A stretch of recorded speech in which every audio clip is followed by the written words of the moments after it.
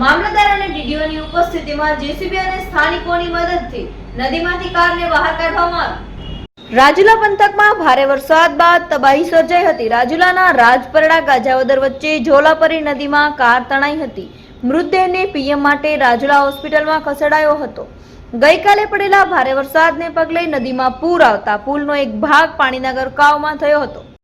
ઘટના વહેલા સવારે 6 વાગ્યાની આજુબાજુની ઘટના છે। ભગવાનભાઈ કરીને આહિર સમાજમાંથી અહીંયા બાજુના ગામના એક વ્યક્તિ હતા, તેમનું ગાડીની અંદર રસ્તાની અંદર જતા ગાડી પુલની અંદર ધરાશય થતા એમનું મૃત્યુ થયું છે અને તેમની બોડી હોસ્પિટલ ખાતે ખસેડવામાં આવી છે। ત્યારબાદ અમારા અહીંયાના સ્થાનિક લોકોને એવું કહેવાનું છે કે 6 વાગ્યાથી અલગ અલગ અધિકારીઓને, પ્રાંત સાહેબ હોય કે ટીડીઓ સાહેબ હોય કે એનડીઆરએફની ટીમ કે એના સ્થાનિક રાજકીય આગેવાન તમામના કોન્ટેક્ટ કરતા હતા, પણ એક પણ આગેવાન કે એક પણ અધિકારી કોઈના ફોન ઉપાડતા નહોતા। તંત્ર દ્વારા અહીંયા કોઈ મદદ સ્વરૂપે આવ્યું નથી।